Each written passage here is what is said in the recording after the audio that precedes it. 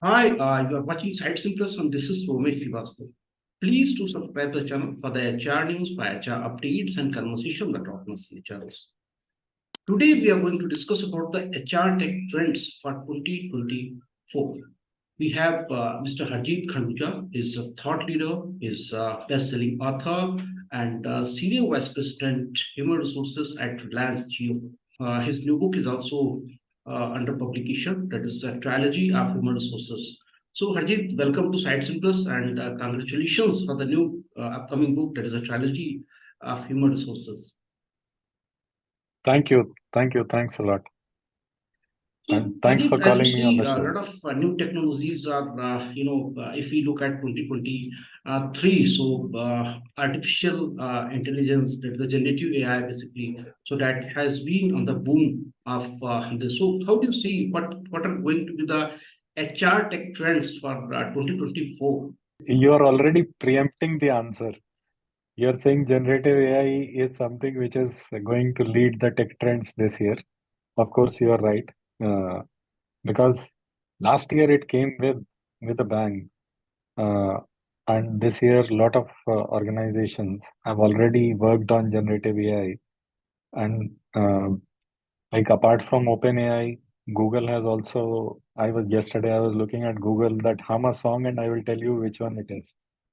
So there are a lot of applications which are coming up, but I have not seen this year any solution provider integrating the generative AI capabilities in the softwares.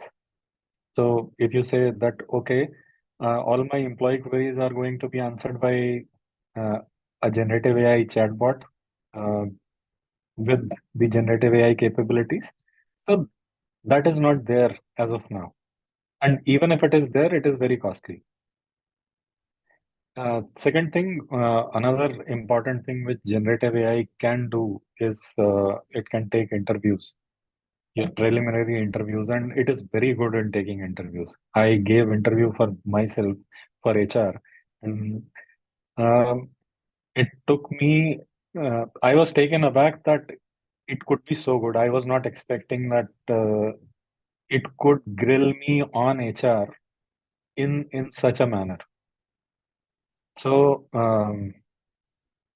capability wise, generative AI is very good.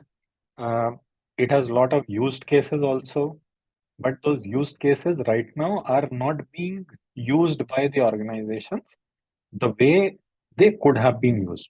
It is very similar to like um, we have seen face recognition technology coming.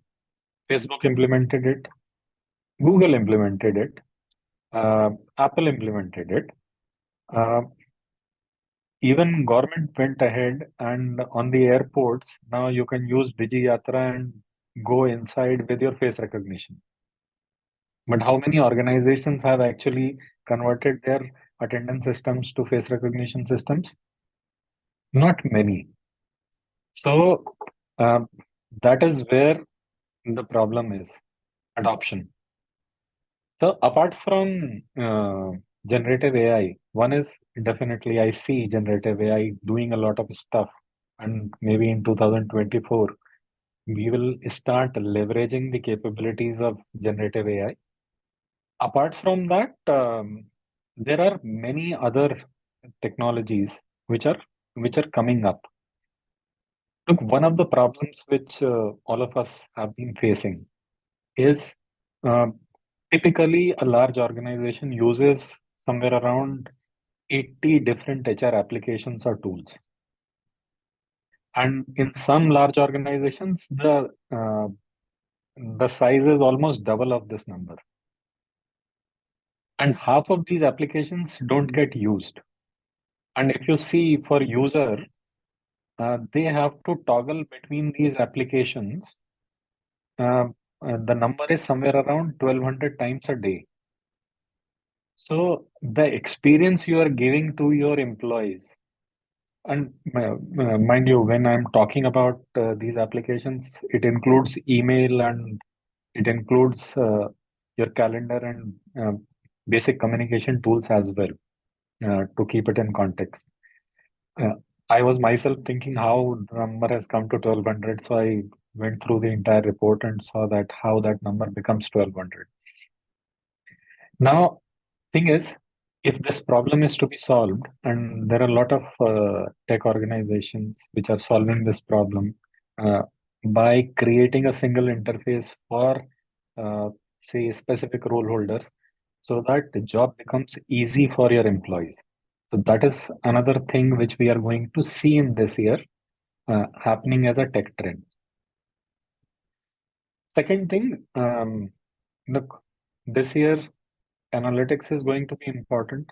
I'm not saying, mm, most of the reports are saying analytics is going to be important, hiring is going to be important, retention is going to be very, very important, and upskilling will play a huge role. So these are the four things which are going to determine the mm, the pace for 2024. Now, how tech is going to help in this? One is with AI ML capabilities, we will be able to do a lot more predictions. Like AWS has become very much stable uh, over a period of time. So early warning system, AI can actually tell you, looking at your data, which of your people are likely to leave the organization. And the results are very good. So that is something which I see in getting used more and more. Then lot of insights uh, it will be able to provide to HR business partners and managers. So this is one area which is underestimated. We generally think about either employee or we think about top management. We miss out on what is that is being provided to managers and what is being provided to HR business partners who are interacting with employees. So that is another piece which is coming up this year, and I have seen a lot of sensitivity around this area, that how to enable the middle management, the people who are providing these services to employees, and um, so that is going to evolve. Third thing is AI-driven recruitment. So AI-driven recruitment, it is not that it is not there. It is there, but it is costly. This year, it is going to become less costly. So, uh, and the accuracy will improve. Uh, how it will be embraced by people, that is something we will have to see. Hyper personalization is going to happen, and that is going to result into retention and continuous performance management. So, these are some of the things which I am seeing coming um, on the HR tech trends. And I'm talking from HR point of view, not from the technology point of view. I could have spoken about metaverse and I could have spoken about blockchain. Uh, in fact, hybrid work tools. So hybrid is something which is very, very important um, in terms of, look, companies were very excited about hybrid. Employees were very excited about hybrid. But then you come up with a thing like that people start working not from home, not from hometown, but from another country. And your company gets into taxation issues. So, um, how to avoid those kind of issues? Second, when you're working hybrid or you're working from home or you are allowing remote working, in those cases, we have seen a lot of uh, professionals actually getting onto a path which is they start working with multiple organizations, and which is not acceptable to the clients of the organization. So, uh, how to take care of this particular piece? And that is something which technology is going to solve for this year. Then, third thing for hybrid working is we are talking about shared spaces, but at the same time, most of the companies are going to work on cloud infrastructure or cloud PCs. As of now, the number stands at around 39% of the organizations are are in cloud. And most of the organizations, big organizations which are providing cloud services, they are investing in cloud. So cloud is going to be a prominent thing in terms of tech trends realistically in 2024.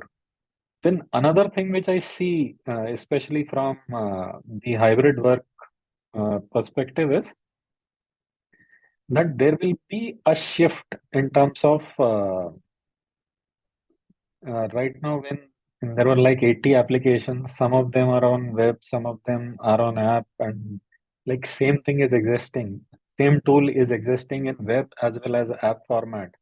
So most of the organizations are trying to resolve that as well, that how you can combine your web and app and create a web app so that you don't have to say do updations or multiple changes for the same thing to be available on web as well as app.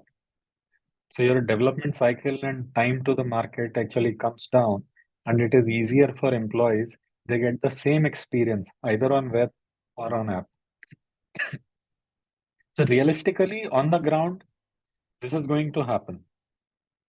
Tech side, it is going to be very, very exciting journey in terms of when I looked at metaverse, that what kind of work Meta is doing right now, and Apple has also got into it, and the kind of virtual reality they are creating.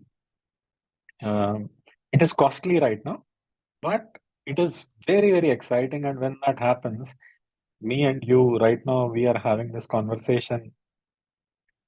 So maybe the experience, how we are sitting and how we are watching each other, that experience is going to be very, very different in the metaverse. But that is not for 2024. That's what you can't say that because the way generative AI came, uh, nobody was expecting that it will come in such a beautiful form. So all the biggies were doing, but then a different company came from almost nowhere. I should not say that, but and they created a space for themselves. So looking for those kind of innovations, if somebody can come and create a bang in virtual reality, maybe whatever we are discussing will become irrelevant. So yeah, that is how the tech world is going to be. You can predict based on what is happening. So metaverse is again something mm, which is a very exciting thing to happen as we move forward. Yeah, And absolutely. I think as far as the generative AI is concerned, so definitely that is top on the top as of now. But other technologies, the government of India has also invested around 6,000 crore on this quantum computing this year. So that is also on a good pace as of now. Cyber security, that is a concern as of now. So that may be also one of the priority for the all the organizations because data security is very important. Without data security, all is going to be waste. So that may be also one of the priority for the 2024. All of this is okay, but we have seen in 2023, as you said, that there are a lot of used cases for the generative AI, but we have not started in that pace in this year 2023. How do you see the generative AI will transform the human resources in 2024? What will be the pace of this? How, if you look at the employee life cycle, how it will transform? there were two things which were happening when generative AI came. So half of the people did not believe that something like this can happen. And half of the people were so gung ho about it that now we will not require people, generative AI will do everything. So there were two extreme opinions. So um, let me talk about first the people who were very bullish about it, that nothing is going to be, um, nothing is going, everything will be done by AI and we will not require people at all. What they missed was that LLM is a model which learns. So you can actually you can actually ask generative AI that write a dress code policy for me, and it will give you a dress code policy. But whether that dress code policy matches with the philosophy of your organization, you will have to feed that into generative AI and you will have to edit that. So thing is, your work got reduced.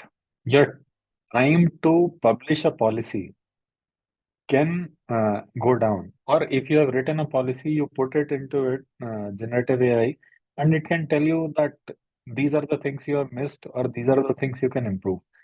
So, and right now, this is a standalone. So, without human intervention for a particular organization, how you are using it, that is going to be a question mark. Uh, so, when I'm saying question mark, it means human intervention is required as of now. Second is people underestimated um, that there will be privacy concerns, especially with the private organizations. Why will I load my policy on generative AI or my documents, which are company specific, to generative AI to improve those documents? And that's where people created a distance. Now, this is a human thing. Until unless there is a safe space for an organization where generative AI is there and you can utilize its capabilities. How many vendors are actually providing this at affordable cost? That is something which is uh, which is to be seen in 2024. It is a huge opportunity. People are willing to do that, but at the same time, these are the concerns. The conservatives did not believe in the capability that AI will not do anything. So that myth is getting broken because the kind of whatever you do manually, it can actually reduce the time. Like you ask for a detailed content, it can give you a detailed content, and then you ask, okay, suppose we were talking about softwares. How many HR softwares are there? It can give you how many HR softwares are there. You can ask for, okay, tell me the usability parameters for uh, the cost and say rate these softwares on four different aspects and then create that in a tabular form. It can do that in not even in minutes, it can do that in seconds. So thing is, the data which you are getting, are you authenticating that data? Are you properly using that data? And whether you are able to make sense out of that data. And second is whether you are asking the right questions. Look, when Google came and we said answering is not important, asking questions is important. With AI coming in, it has become even more important. If you ask a wrong question, you will get a wrong answer. But if you ask right question, then you will get right answer. Um, Another thing is why people like if I talk about OpenAI, uh, OpenAI trained their model till 2022. So if you ask any information beyond that, it doesn't give you a real-time answer on current affairs. Now, when you are running a business and this year, suppose budget has come and you want something to be analyzed in context of that budget, you will not get that from that model.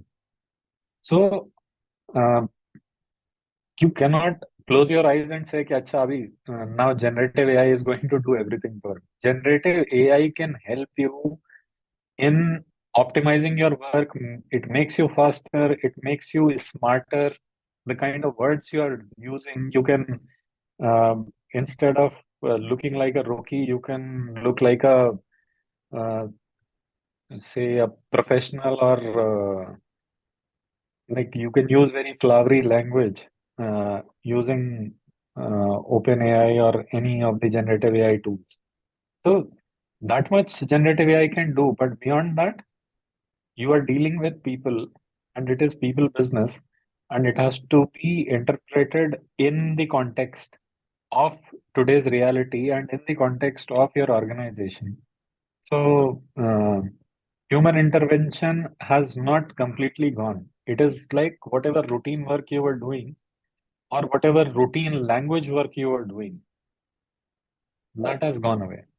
So I think two more important factors are there. One factor is a lot of new technologies coming into the picture. Maybe the quantum computing, maybe the generative AI, maybe the sustainability technology. A lot of technology is coming, metaverse, augmented reality. A lot of technology is coming. But what is your budget? That is very important because if you're going to adopt the technology, you must have the budget.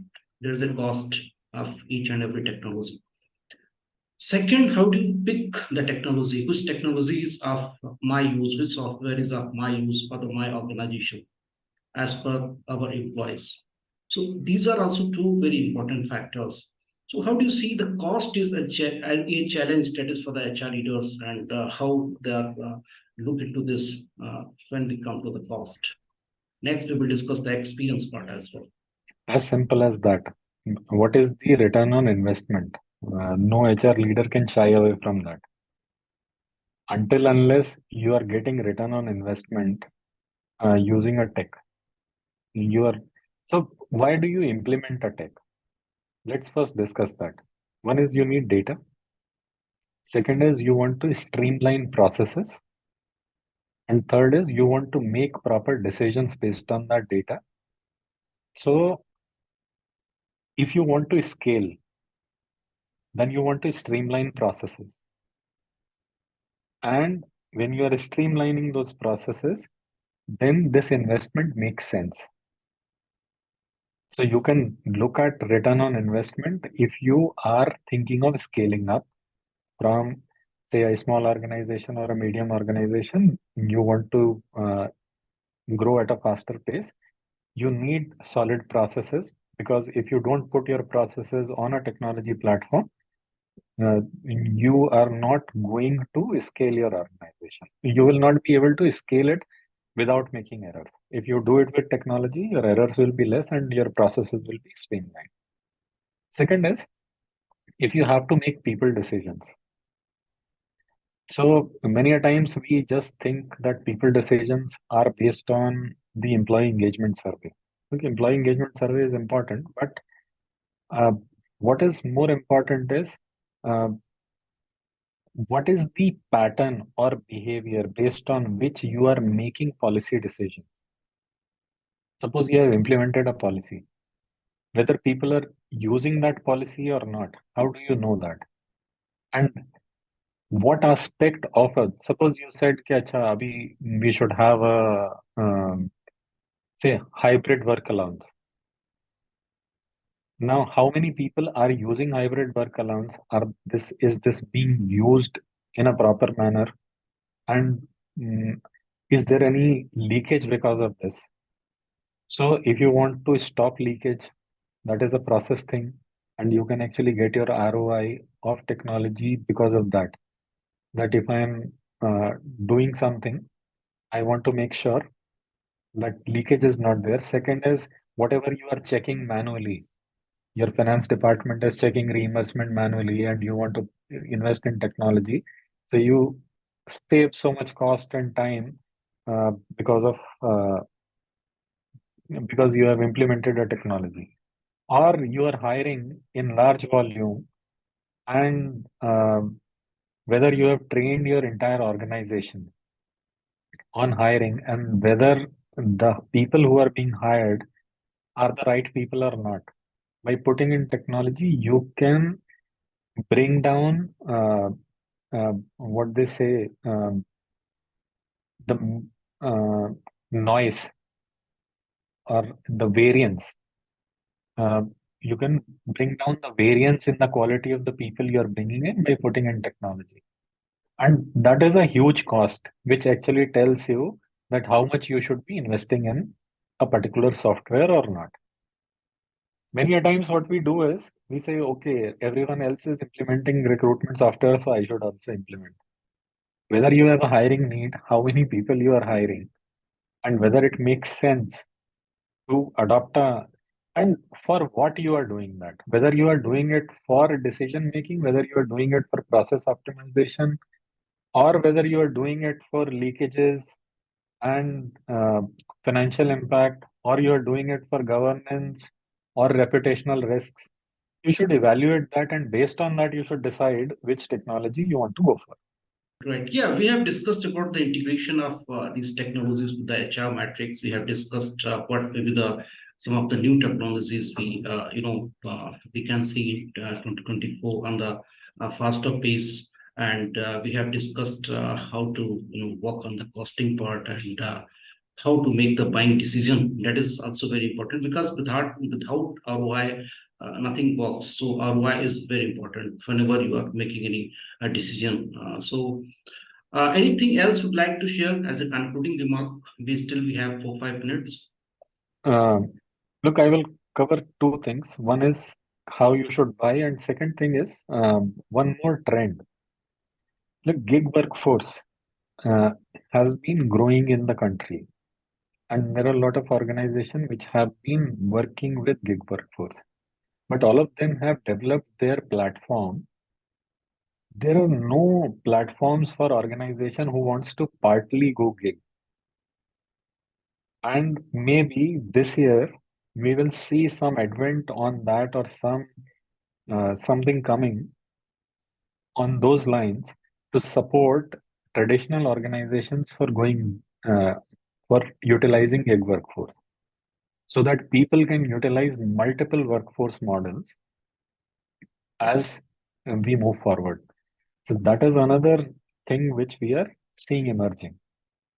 So when you're looking at software, I briefly discussed, um, look at what your organization actually wants. What is that you are looking at? Uh, Look at the vendors which are providing that particular technology to you. Uh, Compare features which are important for you. Look at it from the perspective of cost.